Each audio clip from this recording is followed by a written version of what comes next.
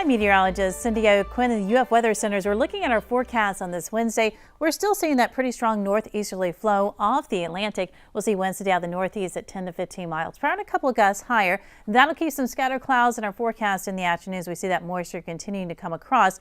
But one thing that we will be noticing is the chance for an isolated shower late this afternoon to early this evening. But then overnight, looking at just partly cloudy conditions. Our best chance of rain actually returning in our forecast then on Thursday. So we take a look at things on our tropical map here, looking at the moisture. Not a lot of moisture around as you're looking at this afternoon across our region. In fact, mainly just some dry skies and dry conditions with that area of high pressure, so that dry weather continuing.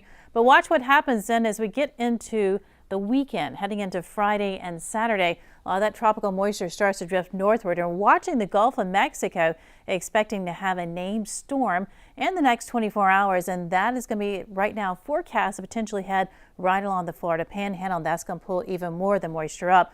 Our rain chances actually returning Thursday and Friday with a weak tropical wave across deep South Florida, and then more moisture heading away for Saturday and Sunday as we watch what happens in the Gulf of Mexico. So it keeps some pretty heavy rainfall potential, particularly by Sunday, if this system does actually track into the Florida Panhandle.